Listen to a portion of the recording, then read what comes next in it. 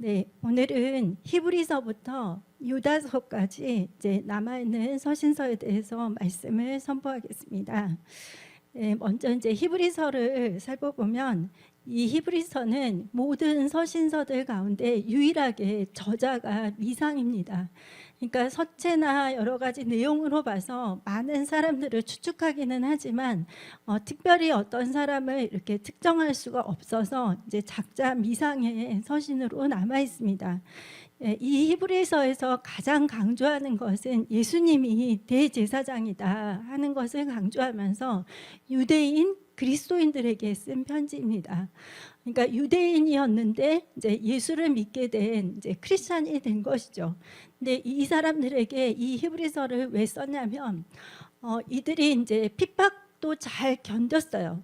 근데 이제 핍박이 일어나니까 유대인 그리스도인들이 뿔뿔이 흩어지게 됐는데 흩어지게 되면서 혹시나 이들이 다시 유대교로 귀화를 할까 봐서 그것을 염려해서 이제 이 예수가 구약과 또 율법 그리고 모세보다 선지자들보다 얼마나 뛰어나신 분인지를 이제 히브리서를 통해서 이제 계속해서 이야기를 하는 것입니다. 네, 그래서 이제 구약을 굉장히 많이 인용을 하고 있죠. 근데 이제 저희들이 생각을 할 때, 뭐 유대인이었으니까 다시 유대교로 이렇게 귀화를 하는 게 뭐가 나쁜가 그렇게 생각할 수 있는데, 아시는 분도 계시겠지만 유대인들은 예수님을 믿지 않습니다. 그러니까 예수 그리스도의 이 새로운 복음이 이렇게 우리에게 구원을 준다는 진리가 이미 이 땅에 왔는데 그것을 또 거부하면은 이제 그것은 진리에서 떠나는 결과를 낳게 되겠죠. 그래서 이제 이 히브리서를 통해서 이제 초대교회 후반기에 예수님을 어떻게 이해를 했는지를 저희들이 알 수가 있습니다. 그리고 이 히브리서는 예수님을 완전한 하나님 그리고 완전한 인간으로 이렇게 묘사를 하는데 완전한 인간으로 오셨는데 대제사장 그리고 왕 그리고 선지자로서 이렇게 왔음을 표현을 합니다. 그리고 이제 성도들의 신앙이 굉장히 중요하다는 것을 강조를 하면서 우리의 믿음이 퇴보해서는 안 된다. 그래서 뒤로 물러나서 이렇게 퇴보하는 신앙이 되지 않도록 강조를 하고 있고 히브리서 11장은 믿음장이죠. 그래서 이제 창세기부터 그 전까지 이 신약이 쓰여지기 전까지 믿음의 사람들이 이렇게 나와 있습니다. 그래서 믿음의 선진들을 통해서 믿음을 강조를 하고 있습니다. 그러면 히브리서 이제 앞부분부터 한번 보면은 이제 앞부분은 예수님이 얼마나 우월하신 분인지를 강조를 하고 있어요. 그래서 예수님은 선지자들보다도 뛰어나시다. 그것이 이제 히브리서 1장 1절에서 2절 말씀에 나와 있습니다. 같이 읽겠습니다. 옛적에 선지자들을 통하여 여러 부분과 여러 모양으로 우리 조상들에게 말씀하신 하나님이, 그러니까 예전에는 하나님께서 선지자들을 통해서 말씀을 하셨죠. 아니면 직접 나타나서 말씀을 하시거나 2절을 보니까 이 모든 날 마지막에는 아들을 통하여 우리에게 말씀하셨으니, 그러니까 예수님이 오시면서부터 그때부터는 이제 예수 그리스도를 통해서 우리에게 말씀을 하시는 거죠. 네, 그 아들을 만유의 상속자로 세우시고 또 그로 말미암아 모든 세계를 지으셨느니라. 그래서 예수님께서는 모든 선지자보다 뛰어나시다 하는 것을 말을 하고 있고, 그리고 이제 히브리서 1장 4절부터 2장까지 보면은 예수님은 천사들보다 더 뛰어나시다. 그러니까 천사들보다 뛰어나신 이유가 뭐냐면 예수님은 하나님이시기 때문이에요.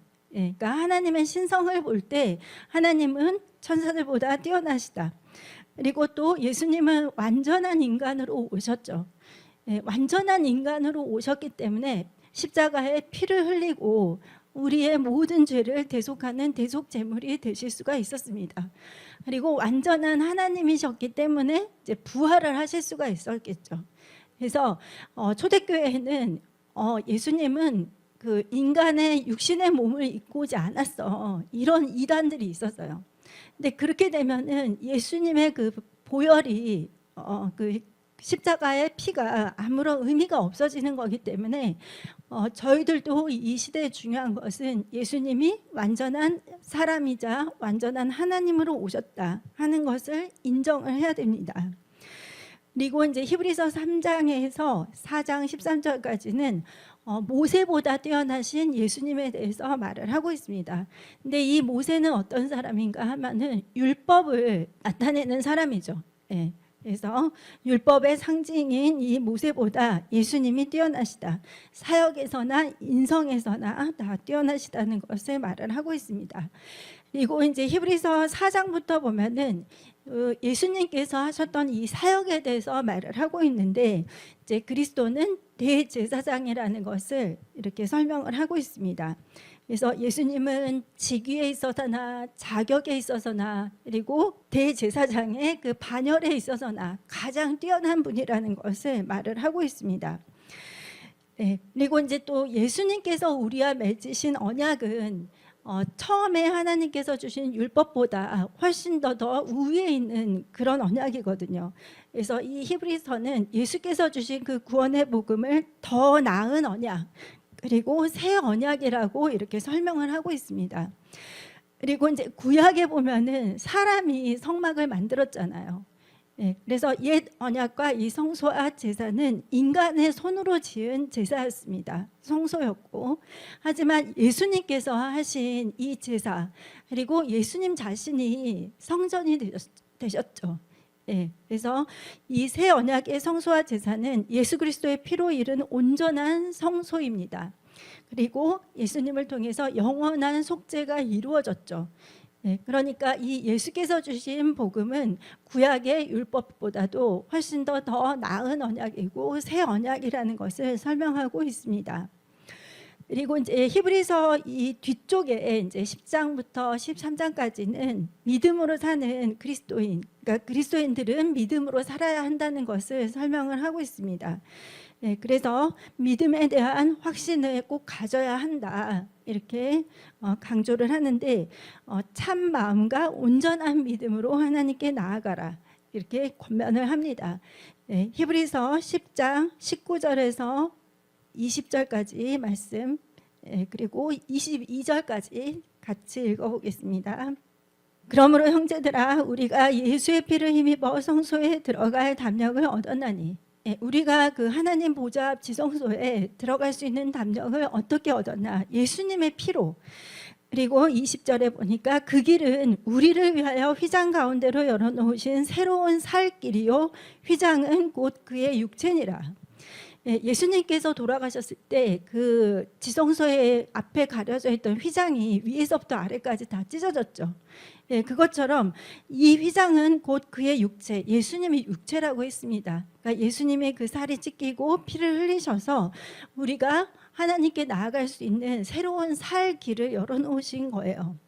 그래서 22절에 보니까 우리가 마음의 뿌림을 받아 악한 양심으로부터 벗어나고 몸은 맑은 물로 씻음을 받았으니 참 마음과 온전한 믿음으로 하나님께 나아가자 이렇게 권면을 하고 있습니다. 네. 그리고 이제 믿음은 또 바라는 것들은 실상이요 보이지 않는 것의 증거다 이렇게 말을 하면서 믿음에 대해서 이제 설명을 하고 있죠. 그리고 믿음의 선진들이 이 11장에 나오고 있습니다. 아벨, 에녹, 노아, 아브라함, 요셉, 이삭 또 이렇게 해서 사무엘 선지자까지 그리고 많은 선지자들까지 이렇게 나오고 있습니다. 네, 그리고 이제 히브리서 12장에는 인내하는 믿음에 대해서 좀 설명을 하고 있어요. 네, 근데 이 인내하는 믿음의 본을 보이신 분이 누구시냐? 바로 예수 그리스도라는 것이죠. 네, 그래서 히브리서 12장 2절 말씀을 같이 읽겠습니다. 네, 믿음의 주요 또 온전하게 하시는 이인 예수를 바라보자. 그는 그 앞에 있는 기쁨을 위하여 십자가를 참으사. 그러니까 온 인류의 그 구원을 위해서 예수님은 이 십자가의 고통과 수치를 참으신 거예요. 아무런 죄가 없으신 분인데 예수님께서 우리 때문에 이 십자가에 못 박히셨잖아요. 그래서 그는 그 앞에 있는 기쁨을 위하여 십자가를 참으사 부끄러움을 개의치 아니하시더니 하나님 보좌 앞 우편에 앉으셨느니라. 예, 그래서 가장 인내와 믿음의 본을 보이신 분이 바로 예수님이십니다. 네, 그래서 이제 이 히브리 기자는 하나님께서 사랑하는 자들에게도 징계를 주시기 때문에 하나님으로부터 오는 이 꾸지람이 올 때 낙심하지 말고 너희들은 하나님의 징계를 잘 견뎌내라, 이렇게 권면을 하고 있습니다. 네, 그리고 이제 사랑에 대한 권면도 있습니다. 사회적인 범위나 그리고 신앙인의 그런 어떤 신앙생활 할 때의 그런 범주 안에서의 그런 사랑에 대해서도 좀 이야기를 하고 있습니다. 그리고 히브리서는 이제 5가지에 대해서 이제 경고를 해요, 성도들에게. 첫 번째는 이제 구원을 등한히 여기는 것은 위험하다. 그러니까 구원을 잘 지켜야 된다는 것을 말을 하고, 그리고 두 번째는 불신에 대한 위험도 경고를 합니다. 불신이라는 것은 믿지 않는 것이죠. 그리고 세 번째 경고는 성숙하지 못한 것의 위험에 대해서도 말을 하고 있습니다. 그러니까 나는 그냥 예수님 영접했어, 그냥 나는 크리스찬이 됐어, 이제 이걸로만 끝나면 안 된다는 거죠. 우리의 신앙이 계속해서 자라나가고 성숙해져야 한다는 것입니다. 그리고 이제 네 번째 경고는 진리에서 다시 돌이키는 것에 대한 위험에 대해서 말을 하고 있습니다. 예, 그러니까 예수를 잘 믿다가도 가룟 유다 같이 이렇게 예수를 배반하면 안 된다는 것입니다. 그리고 5번째 경고는 하나님을 거역하는 것의 위험에 대해서 말을 하고 있습니다. 예, 그러니까 말씀에 순종하면서 말씀을 따라 나아가야지 그것을 불순종하고 거역하는 것은 위험하다 하는 것을 말을 하고 있습니다. 그래서 히브리서를 통해서 우리는 예수님께서 얼마나 뛰어나신 분인지를 알 수 있고, 또 우리의 믿음을 어떻게 지켜야 하는지, 누구를 본받아야 하는지 하는 것을 알 수 있습니다. 그리고 이제 이 야고보서를 보면, 야고보서는 예수님의 친동생인 야고보가 쓴 서신인데, 이 사람은 이제 초대교회의 지도자였습니다. 전승에 따르면 이 베드로가 자신의 아내와 함께 이제 로마에 가서 복음을 전했다고 해요. 그러다 보니까 예루살렘 교회가 비어 있는데, 그 비어 있는 자리를 이제 이 야고보가 가서 이제 교회 지도자가 되어서 섬기게 된 것이죠. 예, 그리고 이제 흩어진 유대인 그리스도인들에게 야고보가 서신을 썼습니다. 예, 그리고 이제 학자들은 이 야고보서가 이 그 초대교회 이제 초반에 쓰였을 거라고 생각을 하고 있고, 그리고 야고보서를 신약의 잠언이라고 이렇게 말을 하고 있습니다. 그러니까 여러 가지 우리가 실천해야 되는 거, 그리고 또 본받아야 할 교훈들이 많이 있고, 그래서 신약의 잠언이라고 하는데, 믿음은 반드시 그 행위로 열매가 나타난다고 강조를 합니다. 그러니까 내가 믿는 자고 내가 성령 충만한 자면 우리의 그 행동을 통해서도 그 믿음과 충만함이 나타난다는 것이죠. 그러니까 믿음 따로 생각 따로 또 행동 따로, 이게 아니라 우리의 믿음과 우리의 행동이 일치되어야 된다는 것을 말을 합니다. 그래서 예수를 믿는 성도는 성도답게 행해야 한다고 가르치고 있습니다. 네, 그래서 이제 야고보서를 좀 간단히 보면은, 이제 야고보서 1장 1절부터 18절까지는 성도들에게 오는 믿음의 시험에 대해서 말을 하고 있습니다. 그러니까 믿는 자라고 해서 시험이 없는 것이 아니라, 믿는 사람이라 할지라도 여러 가지 시험과 역경이 오는데, 이제 이 시험에 대한 목적이 있고, 그리고 또 우리가 인내를 이룰 때 어떤 결과가 있는지가 이제 야고보서 1장 2절에서 4절에 나와 있습니다. 내 형제들아, 너희가 여러 가지 시험을 당하거든 온전히 기쁘게 여기라. 시험을 기쁘게 여기라고 합니다. 그리고 이는 너희 믿음의 시련이 인내를 만들어내는 줄 너희가 알미라. 그러니까 우리에게 오는 이 믿음의 시련이 인내를 만들어내는데, 이 인내를 온전히 이룰 때 4절, 인내를 온전히 이루라. 이는 너희로 온전하고 구비하여 조금도 부족함이 없게 하려 함이라. 그러니까 우리의 부족한 부분들을 하나님께서 온전하고 구비하게 하기 위해서 우리에게 시험도 허락하시고, 또 우리로 하여금 인내하는 신앙을 갖게 하신다는 것입니다. 그리고 이제 하나님은 약속을 하시죠. 믿음의 시련을 견뎌낸 자들에게는 생명의 면류관을 주신다. 예, 이런 것들이 여러분 되게 실질적으로 다가와야 돼요. 그냥 추상적으로 그래 뭐 천국도 있을 거고 뭐 면류관도 뭐 있겠지 뭐 이렇게 하는 게 아니라 진짜 그날에 하나님께서 나에게 이 시련을 견뎌낼 때 면류관을 나에게 씌워 주시는구나, 이거를 믿음으로 바라봐야 합니다. 그리고 유혹의 원인에 대해서 이제 말을 하는 것이 자기 욕심에 끌려서 미혹된다고 했습니다. 그러니까 저희들은 그 아담과 하와가 있었고 뱀이 있었을 때 뱀이, 그러니까 아담과 하와를 유혹해서 그들이 그렇게 죄에 빠졌다 이렇게 생각을 하는데, 뱀이 유혹한 것도 맞죠. 근데 거기에 하와의 그 탐심이 합쳐졌어요. 예. 그러니까 하나님 말씀이 아닌 인간의 그런 자신의 욕심이 거기에 합쳐지다 보니까 그것이 타락의 결과로 나타난 것이죠. 그리고 이제 그 야고보서 1장 19절에서 5장 6절까지는 믿는 자의 특징에 대해서 말을 하고 있습니다. 믿는 자는 어떤 사람이어야 하는가. 그래서 이 말씀들을 한번 여러분 들으실 때 나는 이렇게 살고 있나 하는 것을 한번 점검해 보시기 바랍니다. 첫 번째는 믿는 자는 말씀에 순종한다. 내가 믿는 자라면 나는 세상이 아닌, 다른 사람이 아닌 말씀에 순종하는 사람이 되어야 합니다. 두 번째, 믿는 자는 사람을 차별하지 않는다. 비싼 옷을 입고 보석을 주렁주렁 달고 온 사람한테 막 잘해주고, 그렇지 않은 사람들에게는 이렇게 너는 거기에 있든지 나가든지 하라. 야고보서에 그렇게 나와 있어요.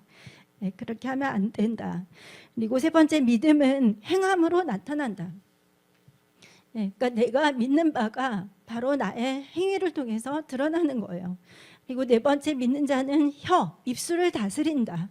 그래서 내가 말을 막 하는 사람인지 아니면 정말 믿는 자로서 나는 살리는 말, 다른 사람들을 세워주는 말, 그리고 하나님이 원하시는 언어를 사용하는지 이런 걸 알아야 됩니다. 그리고 다섯 번째, 믿는 자는 지혜롭다. 하나님이 주시는 지혜로 이제 충만해지는 것이죠. 그리고 여섯 번째, 믿는 자는 겸손하다. 겸손이 정말 중요하죠. 저희들에게도. 그리고 마지막으로 믿는 자는 하나님만 의지한다. 그러니까 내가 사람을 의지하고 돈을 의지하고 세상을 의지하고 이것이 아니라 어떤 환경에서도 하나님만을 의지하는 사람이 믿는 자라는 것입니다. 그리고 이제 야고보서 5장 7절부터 20절은 믿음의 승리에 대해서 말을 하고 있는데, 우리가 승리하는 믿음의 사람이 되기 위해서는 믿는 자는 그리스도의 강림을 기다리며 인내해야 한다 하는 것을 말을 합니다. 그러니까 저희들이 어떠한 시대에 살고 있든지 간에 우리는 예수님이 다시 오실 것을 기다려야 됩니다. 그것이 신부의 자세입니다. 그 이스라엘의 결혼식을 할 때 보면은 신랑과 신부가 한 1년 남짓 이렇게 결혼 날짜를 모르고서 계속해서 서로 기다리거든요. 신랑은 이제 신부와 거할 처소를 지으면서 기다리고, 신부는 세마포 옷을 단장을 하고 언제 신랑이 오실까 하면서 매일매일 신랑을 기다립니다. 저희들도 이 시대에 다른 것에 우리 마음에 초점이 두는 것이 아니라 예수님이 오실 것을 기다리고 인내해야 합니다.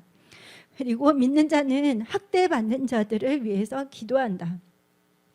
그래서 내가 사람들을 향해서 긍휼의 마음을 품고 기도를 하는 사람이 되어야 합니다.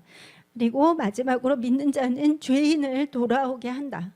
그러니까 죄인들을 볼 때, 아니면 예수를 믿지 않는 사람들을 볼 때 그들을 정죄하는 것이 아니라 그들을 믿음의 길로 돌이키도록, 예수를 믿도록 우리가 이렇게 돌아오게 할 그런 사명이 있다는 것입니다. 그래서 야고보서는 신약의 잠언이라고 하는데, 내가 이렇게 실천을 하고 있는지 하는 것을 좀 점검해 보시면 되겠습니다. 그리고 이제 베드로 전후서인데요. 이 베드로 전후서는 흩어진 유대인 그리스도인들에게 베드로가 보낸 서신으로서 로마로부터, 그때 이제 로마의 그 지배를 받았었죠. 그래서 로마로부터 핍박받는 성도들을 위하고 또 격려하기 위해서 쓴 서신입니다. 그래서 비록 핍박을 받더라도 너희들은 하늘의 기업을 상속받는 자라는 것을 잊지 말고 하나님 뜻에 순종하며 이렇게 살아야 한다 하고 격려를 하고 있습니다. 그러면 베드로 전서를 같이 보면은 이 베드로는 고난당하는 성도들에게 인내의 중요성을 일깨우는 편지를 씁니다. 베드로도 이제 이 베드로 전서에서 인내에 대해서 좀 말을 하고 있습니다. 그래서 고난을 통해서 얻는 유익에 대해서 세 가지를 말하는데, 이제 첫 번째는 말씀을 새롭게 깨닫게 하시는 은혜가 있다. 그러니까 고난 가운데 우리가 있을 때 하나님의 말씀을 깨닫는 은혜가 새롭게 있다는 것입니다. 그리고 두 번째는 영적 성장이 있다. 고난을 당할 때 영적인 성장이 있습니다. 왜 보면은 아이들도 아프고 나면은 애들이 쑥 커지거든요. 저도 그거를 이제 많이 경험을 했는데, 아프면 잘 못 먹고 이렇게 계속 힘이 없고 이러니까 더 몸무게도 빠지고 몸이 더 안 좋아질 것 같은데, 이제 그거를 딱 이겨내기만 하면은 더 이렇게 키가 쑥 자라 있고, 그리고 면역력도 좋아지고, 그래서 이렇게 고난을 통해서 영적인 성장이 있습니다. 그리고 세 번째는 예수 그리스도의 고난에 참여할 수 있다는 것에 대해서 또 감사해야 합니다. 그러니까 우리에게 닥치는 고난이나 시험이나 어려움은 내가 감당할 수 있으니까 하나님이 허락을 해주시는 거거든요. 그리고 혹시라도 내가 그것을 감당할 수 없다면 피할 길도 주신다고 했기 때문에, 그러니까 여러분 살다 보면 정말 내가 생각하지 않았던 여러 가지 어려움들을 만날 수 있거든요. 그럴 때 여러분 꼭 이 고난이 나에게 유익이 된다.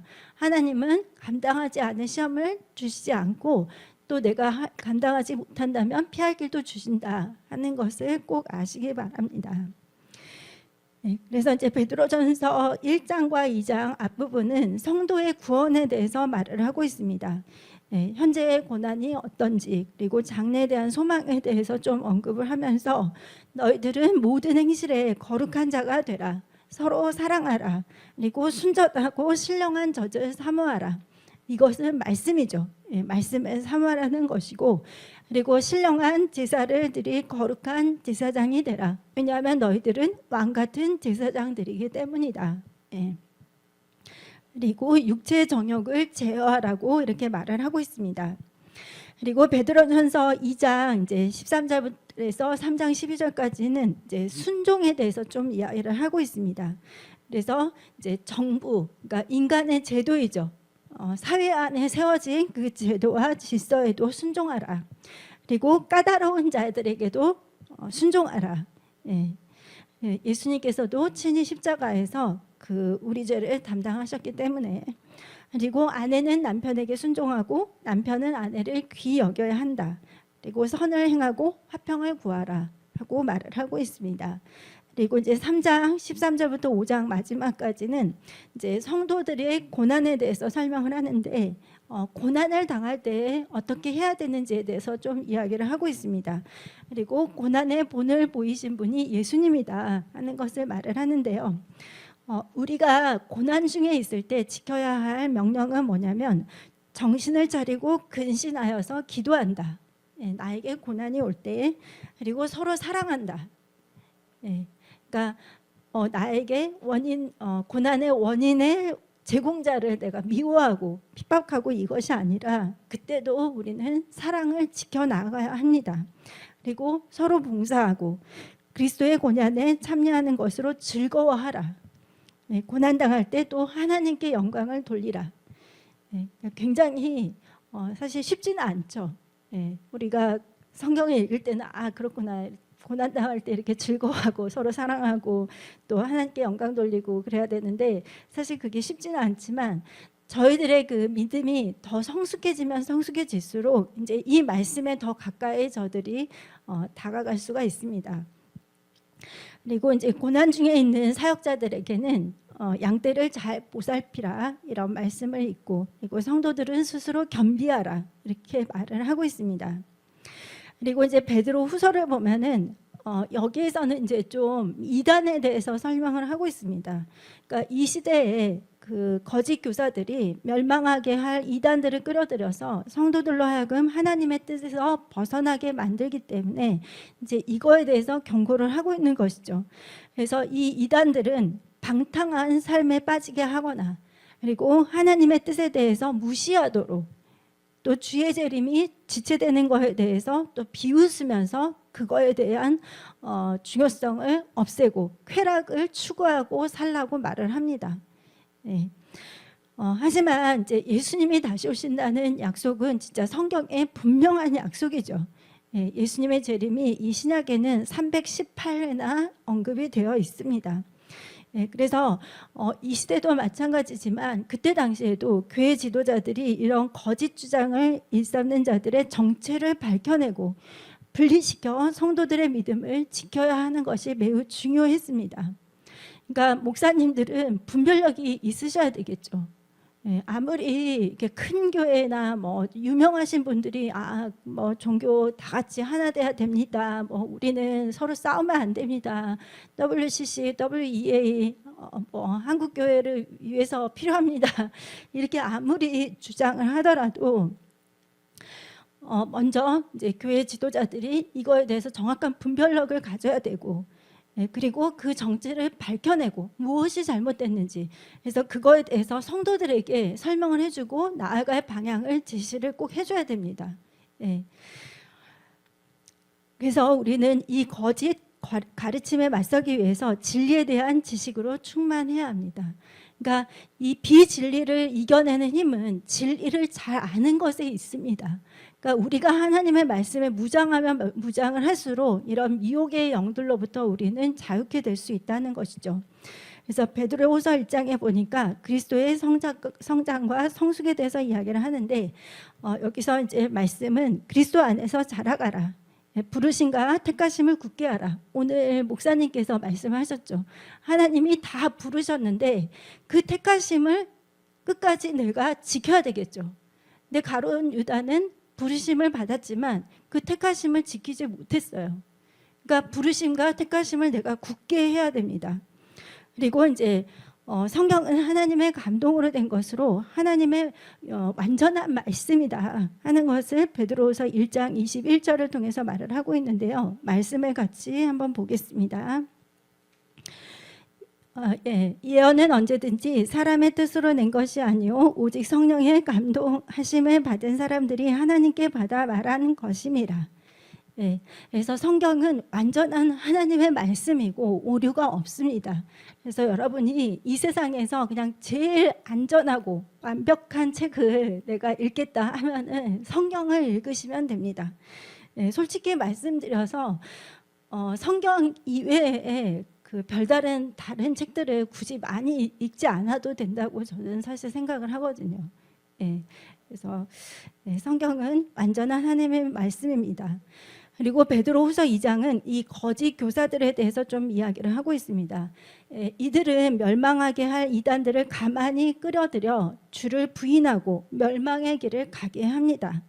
그러니까 가만히 끌어들인다는 것은 진리인 것들도 이렇게 많이 이야기를 해요. 그렇게 해서 이제 사람들이 이제 혹하게 하죠. 근데 거기에 이제 진리가 아닌 것들을 이제 심어 놓는 것이죠.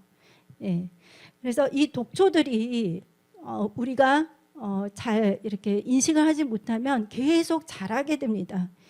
그래서 여러분 이 시대에도 예수님을 인정하고 또 다른 신들도 인정하자, 이런 것들이 있죠.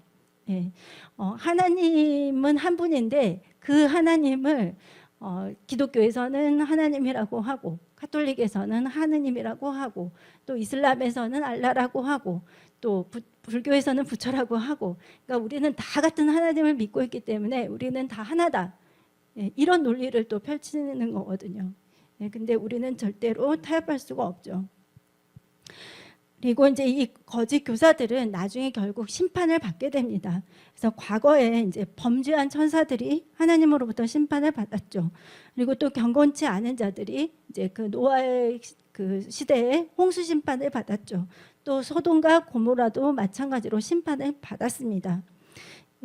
그래서 이 거짓 교사들에 대해서 이야기를 하고 베드로후서 3장에는 예수 그리스도의 재림에 대한 확신을 말을 합니다.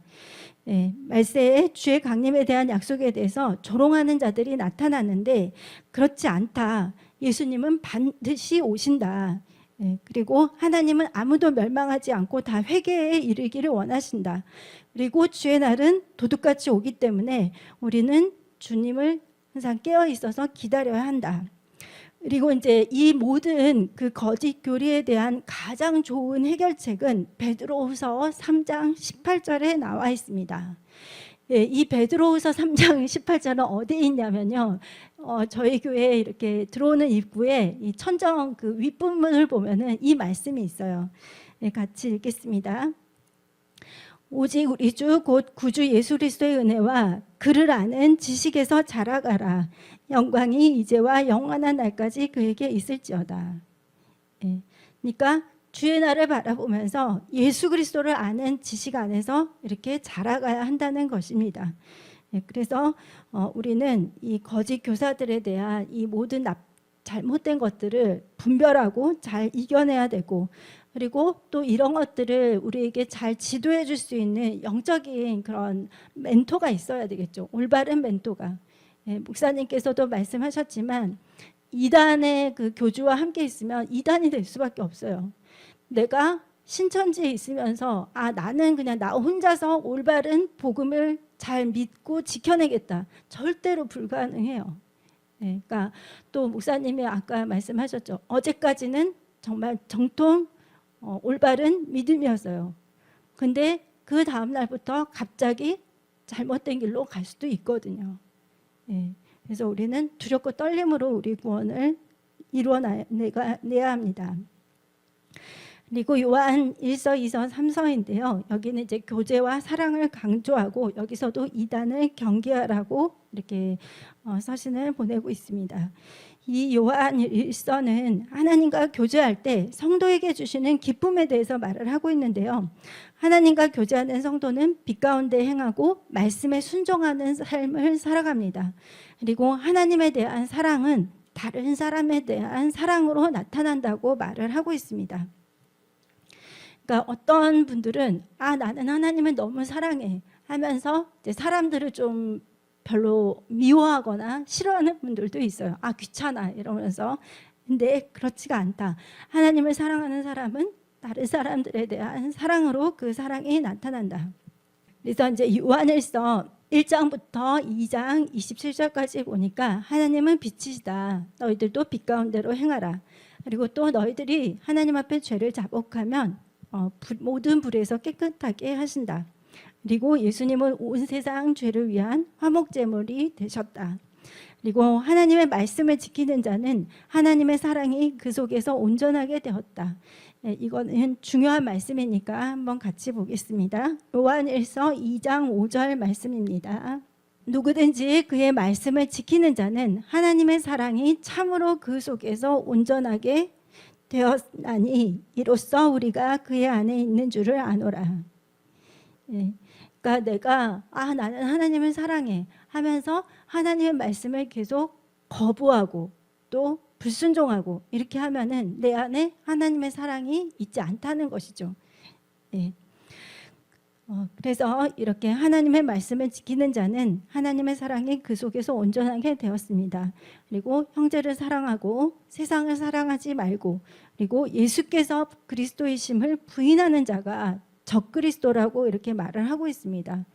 분명히 성경은 예수가 그리스도라고 말을 하고 있기 때문에 우리는 이 진리를 잘 믿고 있어야 됩니다. 그리고 요한일서 2장 28절에서 5장 마지막까지는 하나님과 교제하는 삶에 대해서 이렇게 이야기를 하고 있습니다. 그래서 너희는 예수 안에 거하고 정결한 삶을 살아야 한다. 그리고 의를 행하고 서로 사랑하라.